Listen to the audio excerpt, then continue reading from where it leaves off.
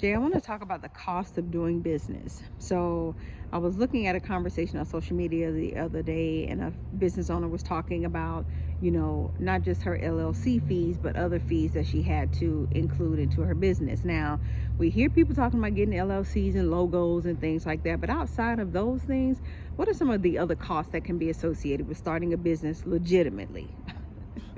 You made sure you put the Yeah. legitimately in.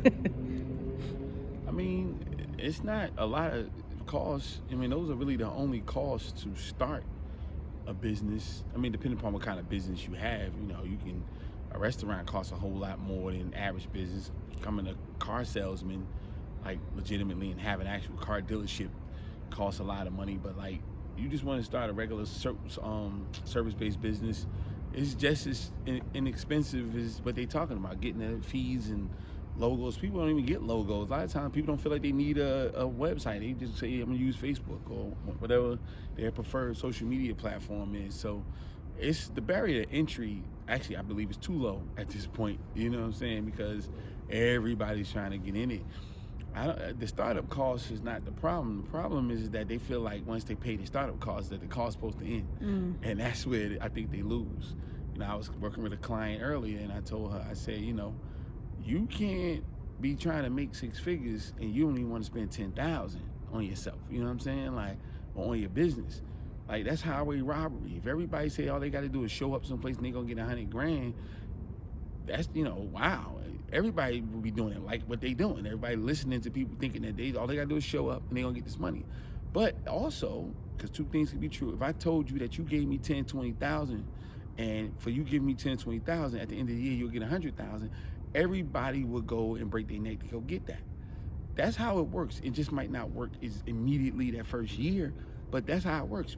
You put investing in your business, you market yourself, you put some money into looking the way your business is supposed to look, with your website, with your social media ads, if that's the route you're going to take, with going to workshops and trainings and networking scenarios, and just paying to actually make sure your business is put in the right position and seen in the right light.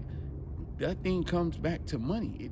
Investing in staff, the proper equipment, not just the DIY, just to potentially get it done. And I'm gonna keep this until somebody complain about it. Equipment, like really getting the right stuff that you need. I ain't say it gotta be the most expensive.